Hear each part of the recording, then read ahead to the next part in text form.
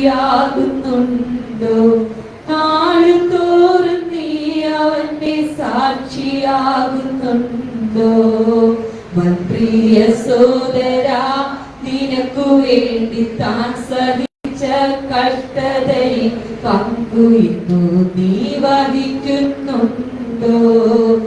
പ്രിയ സോദരാ, നിനക്കു വേണ്ടി താൻ സഹിച്ച കഷ്ടതയിൽ പങ്കു ഇന്നു നീ വഹിക്കുന്നുണ്ടോ? പ്രത്യാശയോടിതാ ഭക്തരങ്ങുണരുന്നേ, വന്നുദിക്കും പൊന്നുഷസേ ഓർക്കും തോറും രമ്യം. വന്നുദിക്കും പൊന്നുഷസേ ഓർക്കും തോറും രമ്യം. നന്ദി പറയാം. കർത്താവിന്റെ പുനർനാമം മഹത്വപ്പെട്ട് കടന്നുവരുന്ന എല്ലാവരെയും ക്രിസ്തുയേശുവിന്റെ നാമത്തിൽ ഞങ്ങൾ വന്ദനം ചെയ്യുന്നു. ഒരു വിശുദ്ധ ദിവസം കൂടെ ഒരുമിച്ച് കർത്താവിനെ ആരാധിപ്പാൻ ദൈവം കൂട്ടിവരുത്തിയല്ലോ. ആരാധനയെ നേതൃത്വം കൊടുക്കുവാൻ പ്രിയപ്പെട്ടവരെ ദൈവം ബലത്തോടെ നിർത്തി പാട്ടുകൾ പാടുവാനും ദൈവത്തെ ആരാധിപ്പാനും ഓർമ്മ വായിപ്പാൻ, സങ്കീർത്തനം വായിച്ചു കേൾപ്പിപ്പാൻ, വചനം വായിച്ചു കേൾപ്പിപ്പാൻ, പ്രാർത്ഥിപ്പാനും ഒക്കെ ദൈവം ബലപ്പെടുത്തിയല്ലോ. വളരെ പ്രാർത്ഥനയോടെ ദൈവത്തിന്റെ സന്നിധിയിലായിരിക്കാം. കഴിഞ്ഞ ദിവസം ഇവിടെ വന്ന ദൈവദാസൻ പറഞ്ഞു, ഉറക്കത്തിന്റെ വിചാരനെ എല്ലാം ശാസിച്ച് കിടത്തേക്ക് പോയത്. ഹല്ലേലൂയ. അതുകൊണ്ട് ഇനി ആരും ഉറങ്ങരുത്. തിരുവല്ലയിൽ മുമ്പ് വന്ന ഇവിടെ ശുശ്രൂഷിക്കുന്ന ദൈവദാസൻ പറയുമായിരുന്നു, ഒരാലയത്തിനകത്ത് 2 പേർക്ക് ഉറങ്ങാൻ അദ്ദേഹം അവസരം കൊടുക്കാറുണ്ട്. അദ്ദേഹം പറയുന്നത് അതങ്ങനെയാണ്. ഇവിടെ നിന്ന് അഴിഞ്ഞു പോകുന്ന പിശാചുക്കളെല്ലാം അവർ വഹിച്ചുകൊണ്ട് പോയിക്കൊള്ളും, ബാക്കിയോട് കൂടുതലാണ്. അങ്ങനെ ആരും വഹിക്കാനായിട്ട് വരരുത്. ദൈവത്തിൽ വളരെ ഉള്ളവരോടെ പ്രാർത്ഥനയോടെ ആയിരിക്കാം. കഴിഞ്ഞ 2 ദിവസം ഉപവസിപ്പാനും പ്രാർത്ഥിപ്പാനും ഒക്കെ ദൈവം നമുക്ക് കൃപ നൽകി. വളരെ പ്രാർത്ഥനയോടെ ദൈവത്തിന്റെ സന്നിധിയിലായിരിക്കും. നമുക്ക് ഒരു വാക്യം വായിക്കാം. സഭാപ്രസംഗങ്ങളുടെ പുസ്തകം 8-ാം അധ്യായം അതിന്റെ 12-ാമത് വചനം. സഭാപ്രസംഗങ്ങളുടെ പുസ്തകം 8-ാം അധ്യായത്തിന്റെ 12-ാമത് വചനം. ഭാവി 100 പ്രാവശ്യം ദോഷം ചെയ്യുകയും ദീർഘായുസോടെ ഇരിക്കുകയും ചെയ്യുന്നുണ്ടെങ്കിലും ദൈവത്തെ ഭയപ്പെടുന്ന ഭക്തന്മാർക്ക് നന്മ വരുമെന്ന് ഞാൻ നിശ്ചയമായി അറിയുന്നു. 2-ാം ഭാഗമാണ് നമ്മൾ ചിന്തിക്കുന്നത്. ദൈവത്തെ ഭയപ്പെടുന്ന ഭക്തന്മാർക്ക് നന്മ വരുമെന്ന് ഞാൻ നിശ്ചയമായി അറിയുന്നു. അതിന് മുമ്പിലത്തെ വാക്യം കൂടെ, ഭാവി 100 പ്രാവശ്യം ദോഷം ചെയ്യുകയും ദുഷ്പ്രവൃത്തിക്കുള്ള ശിക്ഷാവിധി തൽക്ഷണം നടക്കായക കൊണ്ട്. ദുഷ്പ്രവൃത്തിക്കുള്ള ശിക്ഷാവിധി തൽക്ഷണം നടക്കായക കൊണ്ട് മനുഷ്യർ ദോഷം ചെയ്യുവാൻ ധൈര്യപ്പെടുന്നു. മനുഷ്യർ ദോഷം ചെയ്യുവാൻ ധൈര്യപ്പെടുന്നു. ഇത് കഴിഞ്ഞ വെള്ളിയാഴ്ച നമ്മൾ ധ്യാനിച്ചതാണ്. എന്തുകൊണ്ട് മനുഷ്യൻ പിന്നെയും പിന്നെയും ദോഷം ചെയ്യുവാൻ ധൈര്യപ്പെടുന്നു? ആദിമസഭയിൽ ഈ ധൈര്യമില്ലായിരുന്നു. നമ്മൾ ചിന്തിച്ചു. അപ്പോസ്തലരുടെ പുസ്തകം 5-ാം അധ്യായം 3-ാം വാക്യം വായിക്കുമ്പോൾ അവിടെ അനന്യാസ് ദൈവത്തിന്റെ അനുഗ്രഹം പ്രാപിപ്പാൻ തക്കവണ്ണം മറ്റുള്ളവർ ചെയ്തതുപോലെ തന്റെ വസ്തുവ വിറ്റ് ദൈവദാസന്റെ കാൽക്കൽ കൊണ്ടുവന്ന് അനുഗ്രഹം പ്രാപിക്കാൻ വരുമ്പോൾ അത് അനുഗ്രഹമായി മാറിയില്ല. പിന്നെയോ പത്രോസ് ചോദിക്കുന്നു, പരിശുദ്ധാത്മാവിനോട് വ്യാജം കാണിപ്പാൻ നിന്റെ ഹൃദയത്തെ പിശാച് കൈവശമാക്കിയതെന്ത്? ഈ വാക്കുകളെ പറഞ്ഞുകൊണ്ടിരിക്കുമ്പോൾ തന്നെ അനന്യാസ് നിലത്ത് വീണ് പ്രാണനെ വിട്ടു. കേട്ടവർക്കെല്ലാം ഭയം ആയി. അതിന് ബാല്യക്കാർ കൊണ്ടുപോയി കുഴിച്ചിട്ടു. 3 മണിയായപ്പോൾ ഭാര്യ സഫീറ വരികയാണ്. തന്റെ ഭർത്താവ് ദൈവദാസനോട് കള്ളം പറഞ്ഞതോ നിലത്ത് വീണ് മരിച്ചതോ കുഴിച്ചിട്ടതോ ആ സഹോദരി അറിഞ്ഞില്ല. ഇന്നാണെങ്കിൽ പാസ്റ്റർ ഉൾപ്പെടെ ജയിലിൽ പോകും. സ്വന്തം ഭാര്യയെ പോലും അറിയിക്കാതെ ഒരു അഭിഷക്തന്റെ അധികാരം അവിടെയാണ് നമ്മൾ തിരിച്ചറിയേണ്ടത്. 3-ാം മണി നേരത്ത് വന്ന ഭാര്യയോട് ചോദിച്ചു, പരിശുദ്ധാത്മാവിനോട് വ്യാജം കാണിപ്പാൻ നിങ്ങൾ തമ്മിലൊത്തത് എന്ത്? ആ വാക്കുകളെ പറഞ്ഞുകൊണ്ടിരിക്കുമ്പോൾ പത്രോസ് പറഞ്ഞു, നിന്റെ ഭർത്താവിനെ കുഴിച്ചിട്ടവരുടെ കാൽ വാതിൽക്കൽ നിപ്പുണ്ട്, അവർ നിന്നെയും പുറത്തു കൊണ്ടുപോകും. സെക്കൻഡുകൾക്കുള്ളിൽ അവനും വീണ് പ്രാണനെ വിട്ടു. ഈ നിലം വിൽക്കുന്നതിന് മുമ്പേയും അവരുടെ വകയായിരുന്നു, വിറ്റ ശേഷവും അവരുടെ വകയായിരുന്നു. ആരും പറഞ്ഞില്ല അപ്പോസ്തലന്റെ കാലുകൾ കൊണ്ടുവയ്ക്കാൻ. പക്ഷെ കൊണ്ടുവയ്ക്കാൻ പോകുമ്പോ ഒരു പിടി എടുത്ത് വീട്ടിൽ വെച്ചിട്ട് പോയി. ദൈവസന്നിധി കൊടുക്കാനുള്ളതിന്റെ ഒരു പിടിയും വീട്ടിൽ വെക്കരുത്, അത് അനുഗ്രഹമല്ല. പക്ഷെ ദൈവത്തിന്റെ ന്യായവിധി കണ്ടിട്ട് ദേശം ഭയപ്പെട്ടു. നമ്മൾ സംഗീതത്തിൽ ചിന്തിച്ചു, നീ ഇത് ചെയ്തു ഞാൻ മിണ്ടാതിരിക്കയാ, ഞാൻ നിന്നെ പോലെയുള്ളതെന്നാണ് നീ വിചാരിക്കുന്നത്. ദൈവം പറയുന്നു, നമ്മൾ ചെയ്യുന്ന തെറ്റെല്ലാം കണ്ടിട്ടും കർത്താവ് ന്യായവിധി അയക്കാത്തത് കൊണ്ട്, തൽക്ഷണം ന്യായവിധി ലഭിക്കാത്തത് കൊണ്ട്, ഇതെല്ലാം കണ്ടിട്ട് ദൈവം എന്റെ പക്ഷത്താണെന്ന് ആരും ചിന്തിക്കരുത്. ന്യായവിധി ഒരുമിച്ച് വരും. അമർത്തി കുലുക്കി കവിയുന്നവണ്ണം കൊടുക്കുന്നതാണ് നമ്മുടെ ദൈവം. അതുകൊണ്ട് പരിശുദ്ധാത്മാവിനെതിരായി ഒരു വാക്കുപോലും നമ്മൾ സംസാരിക്കാൻ ഇടയായി തീരരുത്. കഴിഞ്ഞ രാത്രി അല്പസമയം വചനം പ്രസംഗിക്കുമ്പോൾ എന്നെ ചിന്തിപ്പിച്ച ഒരു ഭാഗം കൂടെ വായിച്ചിട്ട് എന്റെ ധ്യാനത്തിലേക്ക് വരാം.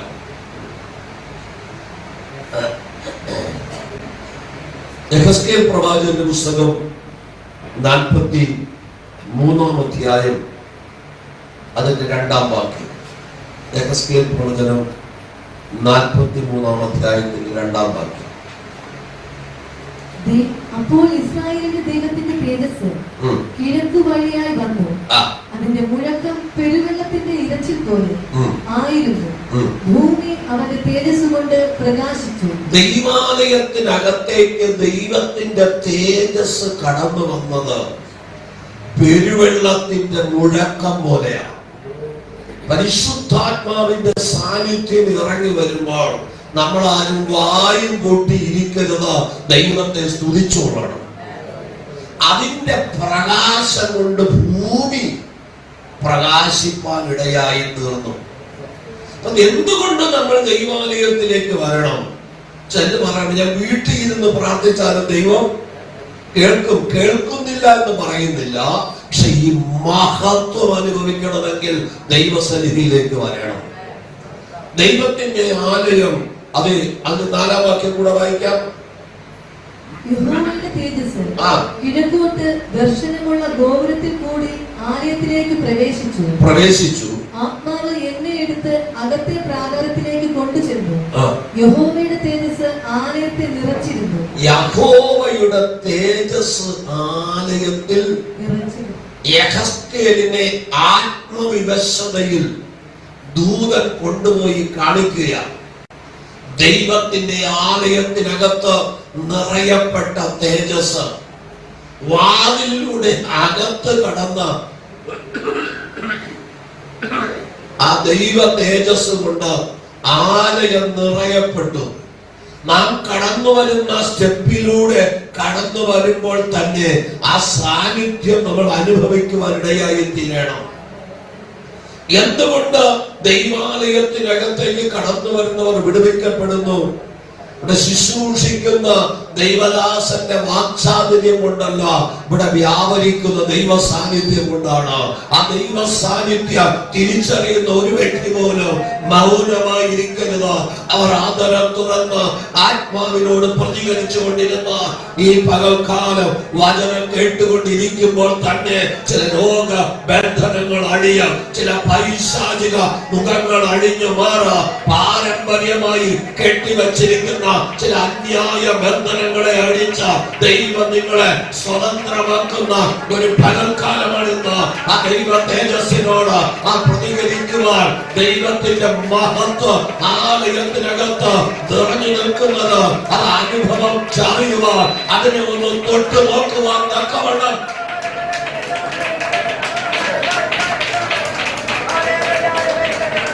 ഹല്ലേലൂയ. അത്രമാത്രം ഭയത്തോടെയാണ് നമ്മൾ ഈ ദൈവാലയത്തിലേക്ക് വരുന്നത്. എഹെസ്കേൽ പ്രവാചക പുസ്തകം 43-ാം അധ്യായം 7-ാം വാക്യം കൂടെ വായിക്കാം. അവൻ എന്നോട് അരുളി ചെയ്തത്, മനുഷ്യപുത്ര, ഇത് ഞാൻ എന്നേക്കും ഇസ്രായേൽ മക്കളുടെ മധ്യേ വസിക്കുന്ന എന്റെ സിംഹാസനത്തിന്റെ സ്ഥലം എന്റെ കാലടികളുടെ സ്ഥലവുമാകുന്നു. ദൈവം പറയുന്നു, ഇസ്രായേൽ ജനങ്ങളുടെ നടുവിൽ ഞാൻ വസിക്കുവാൻ ഞാൻ സിംഹാസനം വച്ചിരിക്കുന്ന ഇടമാണ് ദൈവാലയം. കർത്താവിന്റെ പാദം വയ്ക്കുന്ന ഇടമാണ് ദൈവാലയം.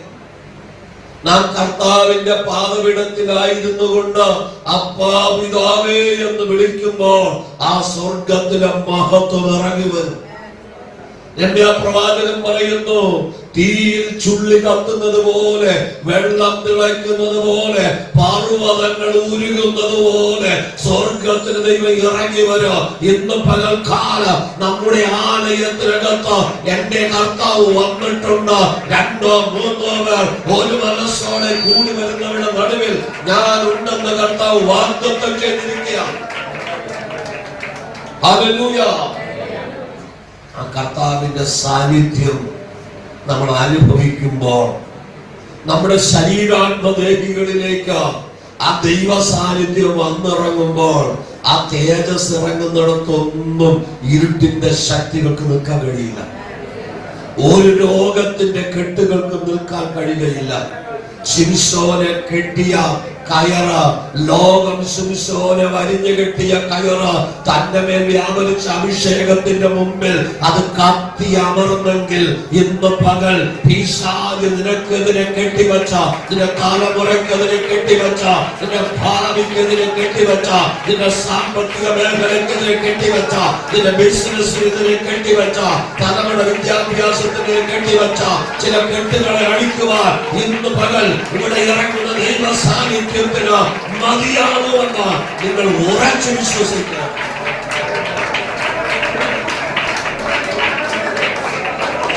ഹല്ലേലൂയ. ഒരു പ്രാവശ്യം കൂടെ സഭാപ്രസംഗങ്ങളുടെ പുസ്തകം 8-ാം വാക്യം വായിക്കാം. ഭാവി 100 പ്രാവശ്യം ദോഷം ചെയ്യുകയും ദീർഘായുസ്സോടെ ഇരിക്കുകയും ചെയ്യുന്നുണ്ടെങ്കിലും ദൈവത്തെ ഭയപ്പെടുന്ന ഭക്തന്മാർക്കോ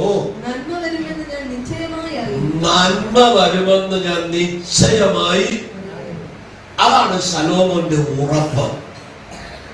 ദൈവത്തെ ഭയപ്പെടുന്ന തന്റെ ഭക്തന്മാർക്ക് നന്മ വരുമെന്ന ഒരു ഉറപ്പ് നമ്മുടെ ജീവിതത്തിൽ ഉണ്ടാകണം.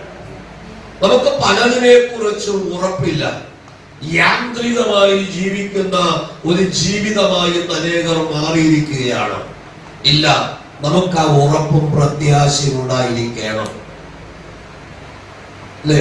സങ്കീർത്തനത്തിൽ പല ഭാഗങ്ങൾ പറയുന്നത്, ദോഷം ചെയ്തിരിക്കുന്ന ഒരു കുഴപ്പമില്ല, അവന്റെ കണ്ണുന്തിയിരിക്കുന്നു, അതിനൊരു കുഴപ്പവും ഇല്ല എന്ന് നീ പറഞ്ഞാൽ അവന്റെ അത് നരകത്തിലേക്ക്, കത്തുന്ന തീയിലേക്ക് അവൻ പോയിക്കൊണ്ടിരിക്കുന്നു. പക്ഷെ ദൈവമക്കൾക്ക് ഒരു പ്രത്യാശ, ഈ ലോകത്തിൽ നമ്മൾ കഷ്ടതയുടെ തീച്ചൂളയിൽ പോയാലും ഒരു ഭവനം ദൈവം നമുക്കായി ഒരുക്കിയിട്ടുണ്ട്.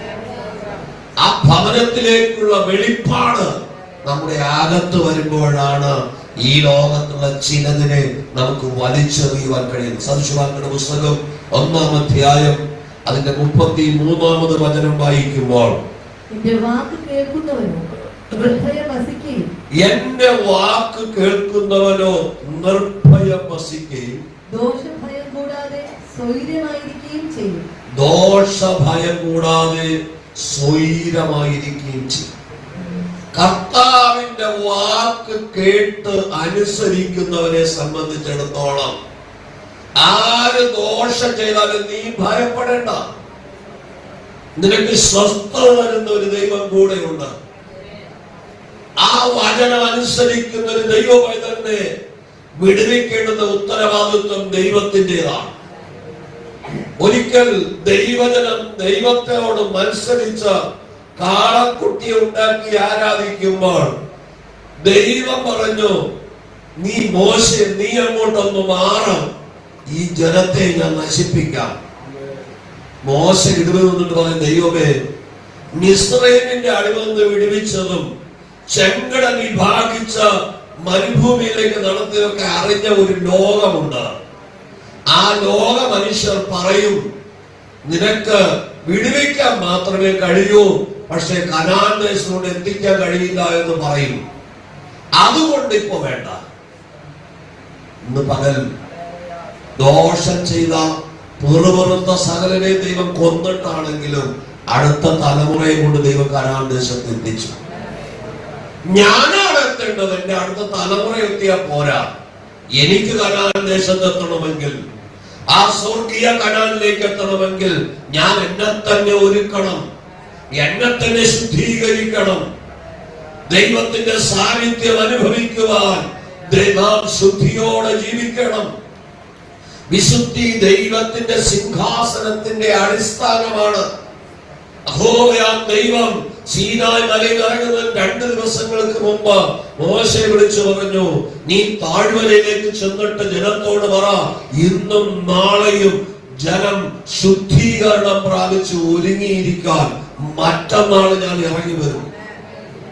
ദൈവത്തിന്റെ സാന്നിധ്യം അനുഭവിക്കുവാൻ, ആ ദൈവ തേജസ് അതെ കാണുവാൻ 2 ദിവസം മനുഷ്യന്റെ ശുദ്ധീകരണത്തിന് അവസരം കൊടുത്തു.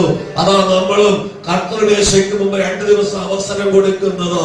നമ്മുടെ വാക്കുകൊണ്ടോ ചിന്ത കൊണ്ടോ നോട്ടം കൊണ്ടോ എവിടെയെങ്കിലും കുറവ് വന്നു പോയിട്ടുണ്ടെങ്കിൽ കേൾക്കുന്ന ദൈവവചനത്താൽ അത് ഉണർത്തപ്പെട്ടിട്ട് ദൈവത്തോട് ഏറ്റുപറഞ്ഞ് ദൈവത്തോട് നിരപ്പ് പ്രാപിച്ച് കർത്താവിന്റെ മേശയിലേക്ക് വരുവാൻ, കർത്താവിന്റെ മേശയിൽ പങ്കെടുക്കുന്നത് ഒരു അഭിമാനമാണ്.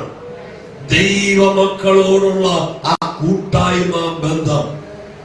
ആവർത്തന പുസ്തകം 12-ാം അധ്യായം 23-ാം വാക്യം വായിക്കുമ്പോൾ, രക്തം മാത്രം തിന്നാതിരിപ്പാൻ നിഷ്ഠയായിരിക്കാൻ, രക്തം ജീവനാകുന്നുവല്ലോ, മാംസത്തോടു കൂടെ ജീവനെ തിന്നരുത്. നീ നന്നായിരിക്കുവാൻ ദൈവത്തിന്റെ ചില കൽപ്പനകൾ അനുസരിക്കണം. ജീവൻ രക്തത്തിലാണ്. അതുകൊണ്ട് രക്തം നീ ഭക്ഷിക്കരുത്. അത് ദൈവം പറയും. നീ അടുത്ത വാക്യം കൂടെ, അതിനെ നീ തിന്നാതെ വെള്ളം പോലെ നിലത്ത് ഒഴിച്ചു കളയണം. യഹോവയ്ക്ക് ഹിതമായുള്ളത് ചെയ്തിട്ട്, യഹോവയ്ക്ക് ഹിതമായുള്ളത് ചെയ്തിട്ട് നിനക്കും മക്കൾക്കും നന്നായിരിക്കേണ്ടതിന് നീ അതിനെ തിന്നരുത്. ദൈവം പറയുന്ന കൽപ്പന അനുസരിച്ചാൽ നമുക്ക് നന്നായിരിക്കാൻ കഴിയും. നമുക്ക് മാത്രമല്ല, നമ്മുടെ തലമുറകളും നന്നായിരിക്കും. ദൈവത്തിന്റെ വചനപ്രകാരം ജീവിക്കുന്ന ഒരു ദൈവവേദന സംബന്ധിച്ചോളം വചനം പറയുന്നു, നേരോട് നടക്കുന്നവർക്ക് അവൻ ഒരു നന്മയും മുടക്കുകയില്ല. ദൈവസന്നിധിയിൽ നാം നേരോട് നടന്നാൽ, 128-ാം സങ്കീർത്തനക്കാരൻ പറയുന്നത് പോലെ, നിന്റെ കൈകളുടെ അധ്വാന ഫലം നീ തിന്നും. ആരാണ്? ദൈവത്തെ ഭയപ്പെട്ട ദൈവത്തിന്റെ വഴികളിൽ നടക്കുന്നവൻ. നമ്മുടെ അധ്വാന ഫലം നഷ്ടമായി പോകാൻ പാടില്ല. ദൈവവചന വ്യവസ്ഥ പ്രകാരം നാം ജീവിക്കുന്നുവെങ്കിൽ നമ്മുടെ അധ്വാനത്തിന്റെ ഒരു ചില്ലിക്കാശ് പോലും നഷ്ടപ്പെടാൻ ദൈവം അനുവദിക്കയില്ല. ദൈവത്തിന് നമ്മുടെ സകലത്തിനും കണക്കുണ്ട്. ദൈവത്തെ ആരാധിക്കുന്ന ദൈവമക്കളെ നമ്മളെ ദൈവം എത്ര അതിശയകരമായിട്ടാണ് നടത്തുന്നത്.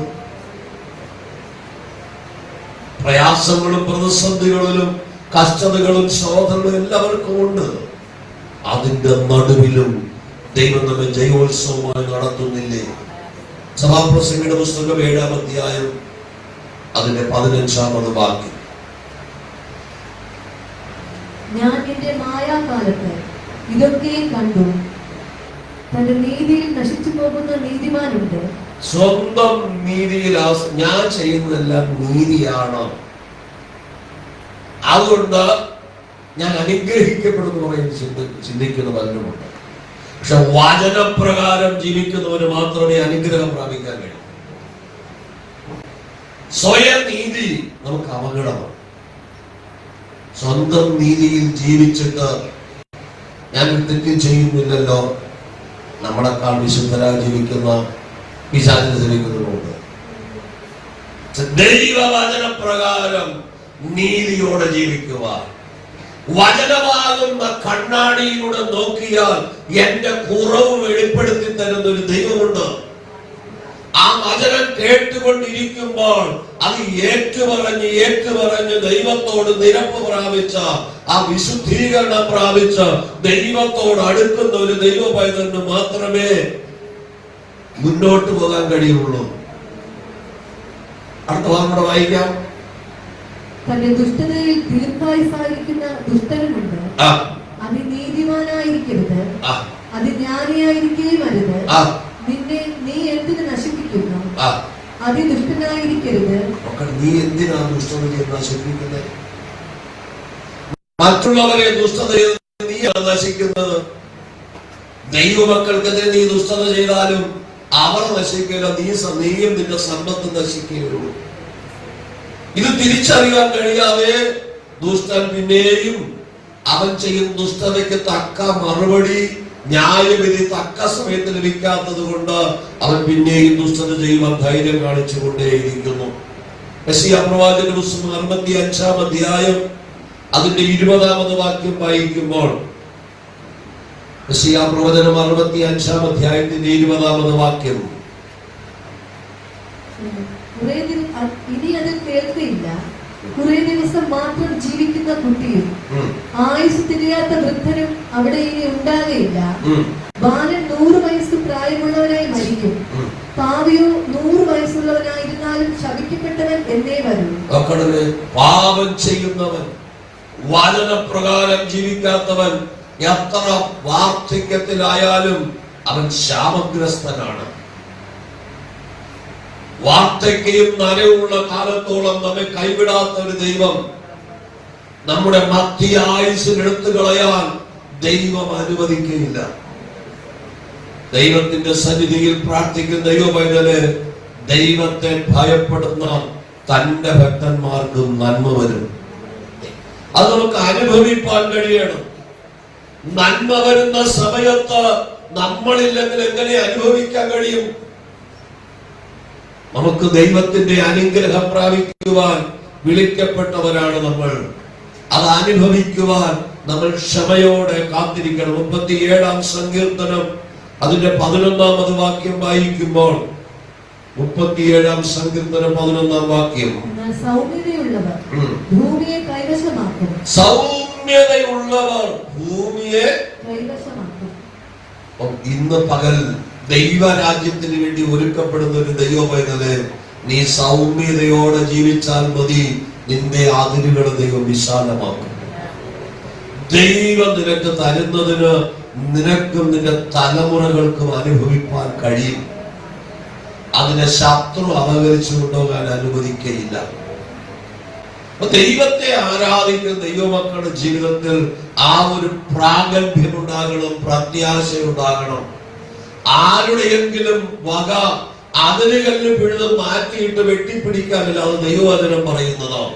നീ അധ്വാനിച്ചുണ്ടാക്കുന്നത് നിനക്കും നിന്റെ സന്തതിക്കും അനുഭവിക്കുവാൻ ദൈവം ഭാഗ്യം തരും. അന്യായമായി സമ്പാദിക്കുന്നതും നിലനിൽക്കുന്നതല്ല. വചന വ്യവസ്ഥയിൽ പ്രകാരം ജീവിക്കാത്തവനും അത് അനുഭവിപ്പാൻ കഴിയുകയില്ല. നീ സൗമ്യതയോടെ നടന്നാൽ മതി. അത് അല്ലേ സങ്കീർത്തനക്കാരൻ തന്റെ പ്രിയനോവൻ അത് ഉറക്കത്തിൽ കൊടുക്കുന്നു. ഇന്ന് പലരും ഉറക്കമാണ്. രാവിലെ 8 മണിയായാലും എഴുന്നേൽക്കാൻ പാടാണ്. രാത്രി മുഴുവൻ ഉറങ്ങിയിട്ടും തികയുന്നില്ല. ആലയത്തിൽ വന്നിരുന്നാലും ഉറക്കമാണ്. അത് എവിടേക്കാ പഠിക്കാൻ കഴിയുമ്പോൾ പല കുഞ്ഞുങ്ങൾക്ക് ഉറക്കം വരുന്നത് പോലെ ഇല്ല. നീ നട്ട് നനച്ച ശേഷം നീ ഉറങ്ങുമ്പോൾ ദൈവം അതിനെ വളർത്തും. നടുവാനും നനയ്ക്കുവാനും മാത്രമേ നമുക്ക് അവകാശമുള്ളൂ. വളരുമാറാക്കുന്നവൻ ദൈവമാണ്. നമ്മുടെ കൈവേലകളെ അധ്വാനിച്ചു തരുന്നവൻ ദൈവമാണ്. ആ ദൈവത്തിന് മഹത്വം കൊടുത്തുകൊണ്ട് ജീവിച്ചാൽ മുമ്പേ അവന്റെ രാജ്യവും നീതിയും അന്വേഷിച്ചാൽ അതോടൊപ്പം സകലതും തരാമെന്ന ദൈവത്തിന്റെ വാഗ്ദത്തം. നമുക്ക് ദൈവത്തെ യഥാർത്ഥമായി അന്വേഷിക്കാൻ കഴിയുന്നുണ്ടോ? അത് 37-ാം സംഘത്തിന്റെ 18-19 വാക്യങ്ങൾ വായിക്കുമ്പോൾ യഹോവ നിഷ്കളങ്കന്മാരുടെ നാളുകളെ അറിയുന്നു, അവരുടെ അവകാശം ശാശ്വതമായിരിക്കും. അവരുടെ അവകാശം ശാശ്വതമായിരിക്കും. ദുഷ്കാലത്ത് അവർ ലജ്ജിച്ചു പോകയില്ല. ദുഷ്കാലത്ത് അവർ ലജ്ജിച്ചു പോകയില്ല.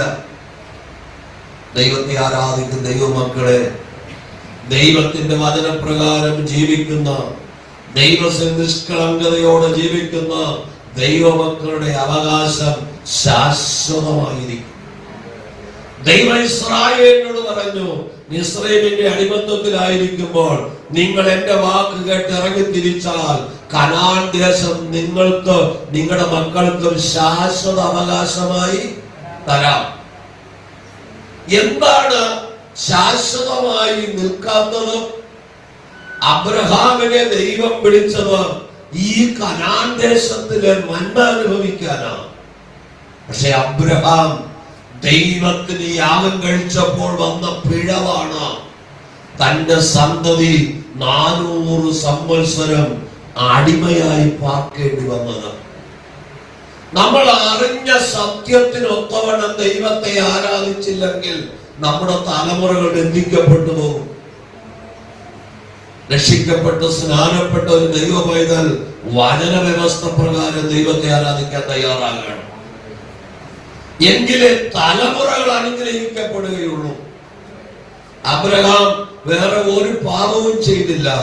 പക്ഷെ യാഗപീഠത്തിന്റെ മേൽ പ്രാവിനെയും പ്രാവിൻ കുഞ്ഞിനെയും പിളർക്കാതെ വെച്ചപ്പോൾ ആ പ്രാവിന്റെ കാഷ്ടത്തിൽ അവകാശം പറയുന്ന റാഞ്ചൽ പക്ഷി ഇറങ്ങി വന്നു, ദൈവത്തിന്റെ യാഗപീഠത്തെ നിന്ദിച്ചു. ദൈവത്തിന്റെ തേജസ് നിറയപ്പെട്ട ആലയത്തിലേക്ക് വരുമ്പോൾ വിശുദ്ധീകരണം കൂടാതെ ആരും വരരുത്. ഭയത്തോടെ മാത്രമേ ഈ ദൈവത്തിലേക്ക് വരാവൂ. ഇന്നനേകം വ്യക്തികൾ, കുടുംബങ്ങൾ ശാപഗ്രസ്തരായി പോകുന്നത് എന്തുകൊണ്ടാണ്? അപ്പപ്പട്ടിണി കിടക്കുമ്പോ ദൈവത്തോട് നിലവിളിച്ച് കരഞ്ഞും പട്ടിണി കിടന്ന് ഉപവസിച്ച് ഒരു നന്മ ലഭിച്ചാൽ പിന്നെ പള്ളിയിലെ അച്ഛന്റെ അങ്കിയെ പിടിക്കാനും പള്ളിയുടെ ഭരണകാര്യങ്ങൾ നിയന്ത്രിക്കാനും ഞാൻ പറയുന്നതിവിടെ നടക്കുകയുള്ളൂ. അങ്ങനെ പറഞ്ഞവിടെ അടുത്ത തലമുറയൊന്നും ഈ ലോകത്തിൽ കാണാനില്ല. പലരും ദുർമാർഗികളായി മാറി, പലരും മധ്യായുസിൽ പട്ടുപോയി. എന്താ? ഒരു ദൈവസഭയ്ക്കകത്ത് ഉറക്കെ സംസാരിക്കാൻ ഭയപ്പെടണം. എന്റെ ഒരു ശേഷാരൻ ഒരിക്കൽ എന്നെ വിളിച്ചു പറഞ്ഞു, മാമ ഞാൻ സഭാ സെക്രട്ടറിയായി. ഞാൻ പറഞ്ഞു, കൊള്ളാം, പുൽപ്പുറ്റിൽ കയറി ഉറക്കെ സംസാരിക്കരുത്, ഇല്ലെങ്കിൽ നിന്റെ സ്ഥാനം രാജിവെച്ചിട്ട് താഴെ ഇറങ്ങണം. ദൈവാലയത്തിനകത്ത് ഉറക്കെ സംസാരിക്കരുത്, അത് പാപമാണ്. അവിടെ ഒരു അഭിഷക്തനെ ആക്കി വെച്ചിട്ടുണ്ട്. അദ്ദേഹമാണ് കാര്യങ്ങൾ നിയന്ത്രിക്കുക. നിനക്ക് അധികാരമുണ്ടെങ്കിൽ അത് വീട്ടിലായി പോകണം. ഭാര്യയുടെയും മക്കളെയും നന്നായി നടത്തുവാനാണ് നിനക്ക് അധികാരം ഉപയോഗിക്കേണ്ടത്. ദൈവസഭയെ ഭരിക്കുവാൻ അഭിഷക്തന്മാരെ ആക്കി വെച്ചിട്ടുണ്ട്. അത് ഏത് സഭയാണെങ്കിലും. ലൈനിലൂടെ ധാരാളം പേർ കേൾക്കുകയാണ്. ആയിരക്കണക്കിന് ആളുകൾ കേൾക്കുന്ന മെസ്സേജാണിത്. നീ ഏത് പള്ളി പോയാലും കുഴപ്പമില്ല, ദൈവത്തിന്റെ അനുഗ്രഹം നിനക്ക് നിന്റെ തലമുറയ്ക്ക് അനുഭവിക്കണമോ? നീ കഷ്ടപ്പെട്ടുണ്ടാക്കുന്നത് നിന്റെ തലമുറയ്ക്ക് ശാശ്വതമായി അനുഭവിക്കാൻ കഴിയണമോ? ദൈവത്തിൽ ചെന്ന് വായടച്ചിരിക്കണം. ഉറക്കെ സംസാരിപ്പാൻ ആരതിനെ അധികാരപ്പെടുത്തിയത്? നിന്റെ ചുറ്റുപാടുകളിലേക്ക് നോക്ക്. എത്രയോ കുടുംബങ്ങൾ അനാഥരായി മാറിക്കൊണ്ടിരിക്കുന്നു. തലമുറകൾ നഷ്ടപ്പെട്ടുകൊണ്ടിരിക്കുന്നു. ഇതൊക്കെ ദൈവത്തിന്റെ സന്നിധിയിൽ പാപമായി തീരാതിരിക്കുവാൻ ഇന്ന് നമ്മൾ ചിന്തിക്കുന്ന വിഷയം, ദൈവത്തെ ഭയപ്പെടുന്ന തന്റെ ഭക്തനും നന്മവനും. എന്താ എനിക്ക് അനുഭവിക്കാൻ കഴിയാത്ത ദൈവത്തെ ആരാധിക്കുന്ന ദൈവമക്കളെ, നമ്മുടെ ദൈവം വിശ്വസ്തനായ ദൈവമാണ്. എന്റെ കൂടെ സ്കൂളിൽ പഠിച്ച ജോൺ എന്ന പേരുള്ള ഒരു സഹോദരൻ സറാമൂർ യൂണിവേഴ്സിറ്റി സെമിനാറിൽ 5 വർഷം പഠിച്ച് വീടി ബിരുദമൊക്കെ എടുത്ത് ഒരു സഭയുടെ അധ്യക്ഷനായി ശുശ്രൂഷയിലായിരുന്നു. ഡിസ്ട്രിക്ട് സ്വമേധ സുവിശേഷ വേലയുമായിട്ട്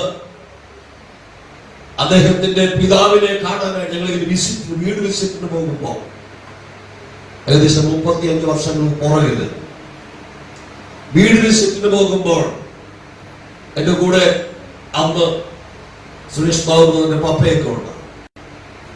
ഞങ്ങളിങ്ങനെ വിസിറ്റിന് പോകുമ്പോൾ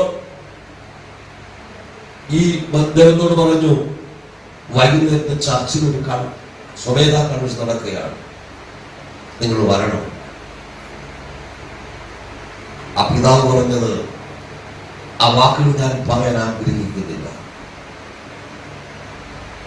സുവിശേഷകന്മാരെ മോശമായി അദ്ദേഹം ചിത്രീകരിച്ചു. അദ്ദേഹം മറ്റ് ചർച്ചകളെ പ്രസംഗിക്കാൻ പോകുന്ന വ്യക്തിയുമാണ്. അദ്ദേഹത്തിന്റെ മകൻ ഒരാലയത്തിൽ ശുശ്രൂഷകനായിരിക്കുമ്പോൾ അദ്ദേഹത്തിന്റെ റൂമില് മിഷൻ വീട്ടിനകത്ത് പള്ളിപ്പണിക്കുള്ള പൈസയെടുത്ത് മേശപ്പുറത്ത് വെച്ചു. 2 പേര് അവരോട് സംസാരിച്ചുകൊണ്ടിരുന്നു. ഏതോ ഒരു പേപ്പർ എടുക്കാൻ അകത്ത് പോയിട്ട് വന്നപ്പോ മേശപ്പുറത്ത് ലക്ഷങ്ങൾ കാണുന്നില്ല. അപ്പോൾ അദ്ദേഹത്തിന് മെന്റൽ വന്നു. ഈ കഴിഞ്ഞ മാസമാണ് അദ്ദേഹം സഹോദരൻ മരിച്ചത്. ഞാൻ പിള്ളേര് കൺവെൻഷന് പോകുമ്പോൾ പല ദിവസം റോഡിലൂടെ ഇങ്ങനെ നടക്കുന്നത് കണ്ടിട്ടുണ്ട്. ഏത് പുസ്തകം പഠിപ്പിക്കുന്നത് അപ്പൻ പച്ചമുന്തിരിങ്ങ നിന്നാൽ മകന്റെ പല്ല് പൊളിക്കുകയില്ലെന്നോ, അപ്പൻ ചെയ്യുന്ന ഓരോന്നിനും കണക്ക് പറഞ്ഞ് തലമുറകൾ അനുഭവിക്കും.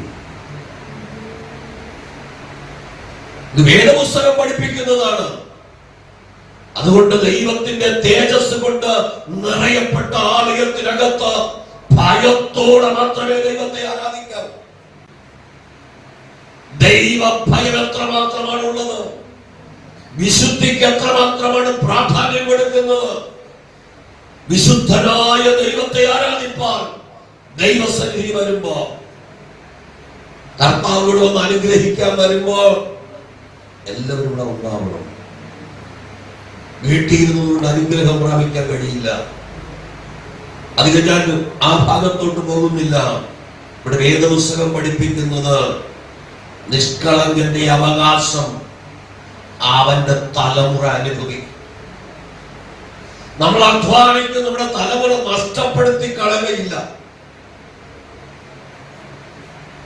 കർത്താവിന്റെ വേലയ്ക്ക് ഒരു സഹായം ചെയ്യാതെ, ദൈവദാസന്മാരെ മാനിക്കാതെ ഒക്കെ, ദൈവനാമത്തിന് വേണ്ടി ചെലവിടാതെയൊക്കെ സമ്പാദിക്കുന്ന ഒരു കൂട്ടം ആളുകളുണ്ട്. അടുത്ത തലമുറ വരുമ്പോൾ അതിനകത്ത് ഒരുത്തരെങ്കിലും കാണും ഇതെല്ലാം തകർത്ത് തീർക്കുവാൻ, കുടിച്ചു തീർക്കുവാനും. നാം ദൈവത്തിന്റെ നാമത്തിന് വേണ്ടി എന്തെങ്കിലും ചെയ്താൽ അതെല്ലാം കുറിച്ചു വെക്കും. നാം നീതിയോടെ ജീവിച്ചാൽ നിന്റെ ഇല്ലായ്മയിൽ നിന്നെ നടത്തുവാൻ ദൈവശക്തനാണ്. നീ ബലഹീനനാകുമ്പോൾ നിന്നെ ശുശ്രൂഷിക്കാൻ ഒരു മക്കളെങ്കിലും കാണും. ഞാൻ പലപ്പോഴും പറയാറുണ്ട്, മക്കൾക്ക് കൊടുക്കേണ്ടത് മക്കൾക്ക് കൊടുത്ത് സ്വസ്ഥമായിരിക്കണം മാതാപിതാക്കൾ. എത്രയോ കുടുംബത്തിനകത്ത് ഉള്ള ഭൂമി പോലും വിവാഹിച്ചു കൊടുക്കാതെ എല്ലാം അപ്പന്റെ വകയായിട്ട് വെച്ചുകൊണ്ടിരിക്കുന്ന കുടുംബങ്ങളുണ്ട്. ഈ അപ്പൻ മരിച്ചു കിടക്കുമ്പോഴാണ് അതിന്റെ ബുദ്ധിമുട്ട് അറിയുന്നത്. ഡെഡ് ബോഡി അടക്കം ചെയ്യുന്നതിന് മുമ്പേ അതിനകത്ത് അടി നടക്കും. നമ്മൾ എവിടേക്കാ പോകാൻ ഒരുങ്ങുന്നത്?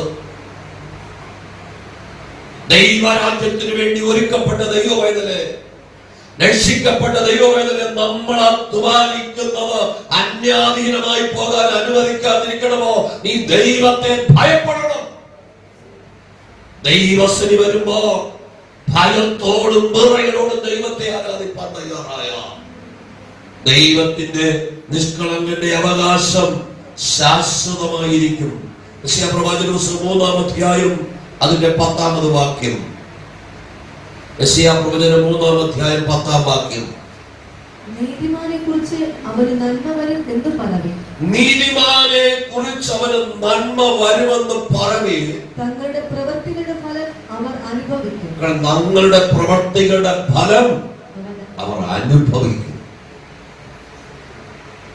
ദൈവത്തിന്റെ സന്നിധിയിൽ പ്രാർത്ഥിക്കുന്ന, വിശ്വസ്തയോടെ ജീവിക്കുന്ന ദൈവപൈതലിന് അവരുടെ പ്രവൃത്തികളുടെ ഫലം അവർക്ക് അനുഭവിക്കാൻ കഴിയും. മത്തായി സുവിശേഷം 25-ാം അധ്യായം 34-ാമത് വാക്യം വായിക്കുമ്പോൾ അങ്ങനെയുള്ളവരോട് കർത്താവ് പറയുന്നു, തന്റെ വലത്തുള്ളവരോട് എന്റെ പിതാവിനാൽ അനുഗ്രഹിക്കപ്പെട്ടവരെ വരുവിൻ, ലോകസ്ഥാപനം മുതൽ കരങ്ങൾ ഉയർത്തി വന്ന ദൈവത്തിന് നന്ദി പറയാം. ലോകത്തിൽ, ഈ ലോകത്തിൽ വചനപ്രകാരം ജീവിക്കുന്ന ഒരു ദൈവപൈതലിന് സ്വന്തമായി പാർപ്പിടമില്ലെങ്കിലും, വയറു നിറയെ ഭക്ഷണം കഴിക്കാനില്ലെങ്കിലും, നല്ല വസ്ത്രം ധരിക്കാനില്ലെങ്കിലും, നീ നീതിയോടെ ജീവിച്ചാൽ അന്യായമായതൊന്ന് നിന്റെ കരങ്ങളില്ല എന്ന് ഉറപ്പുണ്ടെങ്കിൽ ദൈവം നിന്നെ അനുഗ്രഹിക്കും. നിന്റെ തലമുറകളെയും അനുഗ്രഹിക്കും. ദൈവത്തിന്റെ സന്നിധിയിൽ പ്രാർത്ഥിക്കുന്ന ദൈവപൈതലിന് വേണ്ടി ദൈവത്തെ ഭയപ്പെടുന്ന തന്റെ ഭക്തന്മാർക്ക് നന്മ വരുമെന്ന് അറിയണം. ദൈവനാമത്തിന് വേണ്ടി ഓടുകയും അധ്വാനിക്കുകയും ചെയ്യുന്നതൊന്നും വെറുതെ അല്ല. അതെല്ലാം ദൈവം കുറിച്ചു വെച്ച് നന്മകളാൽ, അനുഗ്രഹങ്ങളാൽ ദൈവം നമ്മെ നിറയ്ക്കും. കർത്താവിന്റെ സന്നിധിയിൽ ഇന്നലെ ഞാനിന്ന് പ്രസംഗിച്ചപ്പോൾ ഓർപ്പിച്ച ആ ദൈവത്തിന്റെ തേജസ് ആലയത്തിനകത്തേക്ക് കടന്നു വന്നത്, ആ ഒരു അനുഭവം ധ്യാനിച്ചപ്പോ ഞാൻ ഭയപ്പെട്ടു പോയി. കുറച്ചുപേരെ ഉണ്ടായിരുന്നുള്ളൂ, അവർക്ക് ഇവിടെ ഇരിക്കാൻ സ്ഥലം തെളിഞ്ഞില്ലായിരുന്നു. ആ സാന്നിധ്യം ഇറങ്ങി വന്നപ്പോ ഇന്ന് പകല് ആ സാന്നിധ്യം ഇതിനകത്തുണ്ട്. കഴിഞ്ഞ ദിവസം ഇറങ്ങി വന്ന ദൈവ സാന്നിധ്യം മടങ്ങിപ്പോയിട്ടില്ല. ആ സാന്നിധ്യം ഇവിടെ ഉണ്ട്. നമുക്കൊന്ന് എഴുന്നേൽക്കാമോ? ആ സാന്നിധ്യത്തോടൊന്ന് പ്രതികരിക്കാമോ? ഓ ഹല്ലേലൂയ! ആ കർത്താവിനെ ഭയപ്പെടുന്ന തന്റെ ഭക്തന്മാർക്ക് നന്മ വരുമെന്ന് നിശ്ചയമായി അറിയണം. നമുക്ക് ആ ഉറപ്പും പ്രത്യാശയും ഉണ്ടാകണം. നമ്മുടേതായ അതേ പ്രാർത്ഥന ആകാശത്തെ കുത്തുന്നത് പോലെ അല്ല, മുഷ്ടിയുദ്ധം ചെയ്യുന്നവരായിട്ടല്ല. നമ്മൾ പ്രാർത്ഥിച്ചാൽ ദൈവം കേൾക്കും. എല്ലാ കണ്ണുകളും അടയട്ടെ. കുഞ്ഞുങ്ങളെല്ലാ കണ്ണുകളും അടച്ചോ. പരീക്ഷാ നാളുകൾ അടുക്കുക. ഈ പരീക്ഷാ കാലങ്ങളിൽ ദൈവം എന്നെ സഹായിക്കണം. ഒരു വർഷക്കാലം പഠിച്ചതെല്ലാം ഓർമ്മിച്ച് പരീക്ഷ എഴുതുവാൻ എന്നെ സഹായിക്കണം. കുഞ്ഞുങ്ങളെല്ലാം തന്നെ തുറന്ന് പ്രാർത്ഥിച്ചോ. ഹല്ലേലൂയ! മാതാപിതാക്കൾ കുഞ്ഞുങ്ങൾക്ക് വേണ്ടി പ്രാർത്ഥിച്ചോ. നമ്മുടെ തലമുറകളെ ഓർത്ത് പ്രാർത്ഥിക്കാം. പലപ്പോഴും മാതാപിതാക്കൾ അധ്വാനിക്കുന്ന നന്മ തലമുറകൾക്ക് അനുഭവിക്കാൻ കഴിയാതെ നഷ്ടപ്പെട്ടു പോകുന്നു. ഇല്ല, ഇന്ന് പകൽ ഗിദെയോൻ പറഞ്ഞതുപോലെ എന്റെ അധ്വാന ഫലം ഈ ശത്രുവിന് കൊടുക്കയില്ലെന്ന് തീരുമാനത്തോടെ പ്രാർത്ഥിപ്പാൻ തയ്യാറായാൽ ഇവിടെ നിറഞ്ഞു നിൽക്കുന്ന ദൈവത്തിന്റെ സാന്നിധ്യം അതിന്റെ മേൽ സീൽ ചെയ്യുവാൻ ഇടയായിത്തീരോ. ആ കർത്താവിന്റെ കരം നമ്മെ തൊടുവാനായിട്ട് ഇടയായിത്തീരോ. നിരാശകൾ മാറ്റുന്ന, ഭാരങ്ങളെ മാറ്റുന്ന, വേദനകളെ മാറ്റുന്ന, ആവലാതികളെ മാറ്റുന്ന സ്വർഗത്തിലെ ദൈവം ഇന്ന് പകൽക്കാലം ഇവിടെ വന്നിട്ടുണ്ട്. അഗ്നി ജ്വാലക്കത്ത കണ്ണുകളോട് കൂടിയ ആ കർത്താവിന്റെ മുമ്പിൽ മറഞ്ഞിരിക്കുന്നതായിട്ട് ഒന്നുമില്ല. ഓ ഹല്ലേലൂയ! മനുഷ്യൻ പുറമെയുള്ളത് കാണുമ്പോൾ എന്റെ ഹൃദയത്തിലെ ചിന്തകളെയും വിചാരങ്ങളെയും അറിയുന്ന ഒരു ദൈവം. ഓ ഹല്ലേലൂയ! ആലയത്തിനകത്ത് നിലനിൽക്കുന്ന ആ ദൈവത്തിന്റെ തേജസ് ഇന്ന് പകൽ ചിലർ വിടുവിച്ചുകൊണ്ടിരിക്കുക, ചിലർ രൂപാന്തരപ്പെടുത്തിക്കൊണ്ടിരിക്കുക. നാം കേട്ട ദൈവത്തിന്റെ വചന ദൈവം നമ്മെ ശക്തീകരിക്കേണ്ടതിന് ആ വചനത്തിന്റെ ശക്തി ഓരോ ജീവിതങ്ങൾ വെളിപ്പെടുവാൻ ഏതൊക്കെയോ മേഖലകളില് നീ തകർന്നു പോയോ ഇല്ല, ഇന്ന് പകൽക്കാലം തകർക്കപ്പെട്ട മേഖലകളെ എന്റെ ദൈവം പണിതുകൊണ്ടിരിക്കുക. നിരാശകൾ മാറട്ടെ. എനിക്ക് ആരുണ്ടെന്ന് ചോദിച്ചാൽ എന്റെ ദൈവം നിന്റെ കൂടെ ഉണ്ടെങ്കിൽ സകലതുമുണ്ട്. പ്രപഞ്ചത്തെ മുഴുവനും വാക്കുകൊണ്ട് സൃഷ്ടിച്ചവൻ, ആകാശത്തെ നിർമ്മിച്ചവൻ, ആകാശത്തില് തുലാങ്ങളെ നിരത്തിയവൻ, പഞ്ചസാര മണൽ കൊണ്ട് കടലിന് അതിരിട്ടവൻ നിന്നോടൊപ്പം ഉണ്ടെങ്കിൽ നിനക്ക് ആവശ്യമുള്ളതല്ല തരുവാൻ എന്റെ ദൈവം വിശ്വസ്തനായ ദൈവമാണ്. ആ ദൈവത്തോട് പ്രാർത്ഥിച്ചു തുടങ്ങിക്കേ. പ്രാർത്ഥനയുടെ ശബ്ദം ഉയരട്ടെ, ആരാധനയുടെ ശബ്ദം ഉയരട്ടെ. ഓ ഹല്ലേലൂയ. നിന്റെ കൈകളുടെ അധ്വാനഫലം നീ തിന്നു, നിനക്ക് നന്മ വരും. ഇന്ന് പകൽ നിന്റെ ഭാര്യ നിന്റെ വീട്ടിനകത്ത് ഫലപ്രദമായ മുന്തിരിവള്ളി പോലെയോ, നിന്റെ മക്കൾ നിന്റെ മേശയ്ക്ക് ചുറ്റും ഒലിവ് തൈകൾ പോലെ ഇരിക്കും. ഇങ്ങനെ യഹോവ ഭക്തനായ പുരുഷൻ അനുഗ്രഹിക്കപ്പെടുവാനിടയായിത്തീരും. ദൈവത്തിന്റെ ഭക്തന് ഓ പ്രതിഫലമുണ്ട് നിശ്ചയം. എന്റെ പ്രത്യാശയ്ക്ക് ഭംഗം വരുവാ എന്റെ ദൈവം അനുവദിക്കയില്ല. നീ ദൈവത്തിന്റെ പെട്ടകം ചുമക്കുവാൻ ഇറങ്ങി തിരിച്ചത് നഷ്ടമല്ല. അതേ സ്തോത്ര. സ്വർഗത്തിലെ ദൈവം നിന്റെ തലമുറകളെ അനാഥനായി വിടുന്ന ദൈവമല്ല. പ്രാർത്ഥിച്ചോ. പ്രാർത്ഥനയുടെ ശബ്ദം ഉയരട്ടെ. കുഞ്ഞുങ്ങളെല്ലാം വായി തുറന്ന് പ്രാർത്ഥിച്ചോ. കുഞ്ഞുങ്ങളെല്ലാം വായി തുറന്ന് പ്രാർത്ഥിച്ചോ.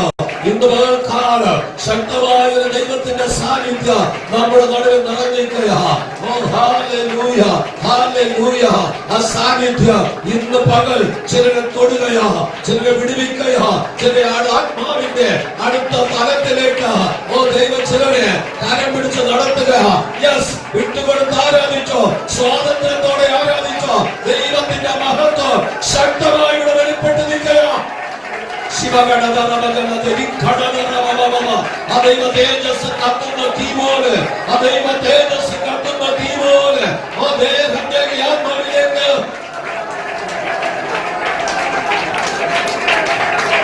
നിരാശ മാറുന്ന ദിവസമാകുന്ന പ്രത്യാശയോടെ മടങ്ങിപ്പോകണം. എനിക്കൊരു ദൈവമുണ്ട്. ആ ദൈവം ഇന്നും ജീവിക്കുന്നത് കൊണ്ട് ഞാനും ജീവിക്കാം. ഞാൻ അധ്വാനിച്ചത് ഓടിയത് വെറുതെയായി തീരുമാനമല്ല. എന്റെ അധ്വാന ഫലം എന്റെ തലമുറകൾ അനുഭവിപ്പാൻ ഞാൻ എടുത്ത ദൈവത്തിന്റെ പെട്ടകം ചുമക്കുവാൻ എന്റെ തലമുറയിൽ ഒരു വ്യക്തിയെങ്കിലും ഇല്ലാതെ പോകയില്ല. ആ ഒരു ഉറപ്പ് ചില കുടുംബങ്ങളെ നോക്കി ദൈവം കൽപ്പിക്കുക.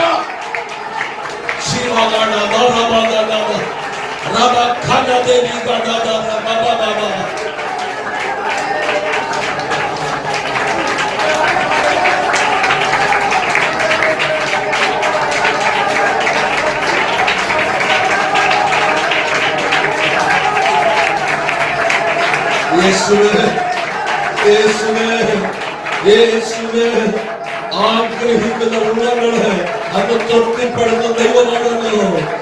നീർത്തോടുകളിലേക്ക് ചെല്ലുവാൻ കാക്ഷിക്കുന്നത് പോലെ എന്റെ ആത്മാവ് നിന്നോട് ചേരുവാൻ കാക്ഷിക്കുന്നു എന്ന് അഭിഷക്തൻ വിളിച്ചു പറയുമ്പോൾ ഒരു ആത്മീക ഭാവത്തോടെ ആരൊക്കെ ദൈവത്തോട് പ്രാർത്ഥിക്കുന്നുവോ സ്വർഗത്തിലെ ദൈവമേ ഓ ഹല്ലേലൂയ ചോദിക്കുന്നതിനേക്കാൾ നിലയ്ക്കുന്നതിനേക്കാൾ അത്യന്തപരമായി ചെയ്യുവാൻ കഴിയുന്ന തന്റെ ആത്മാവിന്റെ ശക്തിയോ ദൈവം അവരെ നിറയ്ക്കണമേ. ഭാരങ്ങൾ മാറട്ടെ, നിരാശകൾ മാറട്ടെ, വേദനകൾ മാറട്ടെ, ഹൃദയത്തിന്റെ ആഴത്തിലെ വേദനകൾ മാറട്ടെ. ഇന്ന് കേട്ട ദൈവവചനത്തിന്റെ മുമ്പിൽ നീ ഏൽപ്പിച്ചു കൊടുത്ത് പ്രാർത്ഥിച്ച ഓ ഹല്ലേലൂയ. നിന്റെ ബലഹീനതയിൽ നിന്നെ താങ്ങുവാ നിന്റെ തലമുറ ഇല്ലാതെ വരികയില്ലെന്ന് വചനം വ്യക്തമായി പഠിപ്പിക്കുന്നു.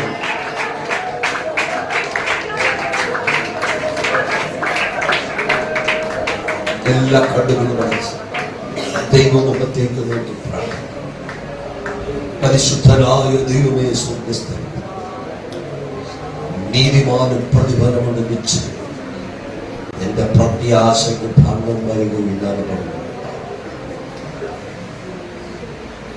ദൈവത്തിന്റെ ഭക്തന്റെ അനുഗ്രഹം നിലനിൽക്കുന്നു. അവൻ നന്മ വരുമെന്ന് നിശ്ചയമായി ഞാൻ അറിയും. ദൈവമക്കളെ, ഈ വാക്കു പറഞ്ഞ ആ മനുഷ്യൻ വീണുപോയാലും വചനത്തിന് മാറ്റമില്ല. ദൈവത്തിന്റെ വചനം ജീവനും ചൈതന്യമുള്ള. പ്രസംഗിക്കുന്ന വിജയഭാസ്കർ മാറിപ്പോയാലും വചനത്തിന് ബന്ധനമില്ല. വിശ്വസിച്ചേറ്റെടുത്ത സകലരുടെ മേലും അത് നീതിയായി വെളിപ്പെടും. കർത്താവേ, ഈ വചനം ഞങ്ങളോട് സംസാരിച്ചു. ഭയത്തോടെ ദൈവത്തെ ആരാധിക്കാം. ഞങ്ങൾക്ക് കൃപ നൽകണം. യേശുവിന്റെ നാമത്തിൽ തന്നെ ആമേൻ. കരങ്ങൾ ഉയർത്തി ദൈവത്തിന് നന്ദി പറയാം. ഹല്ലേലൂയ.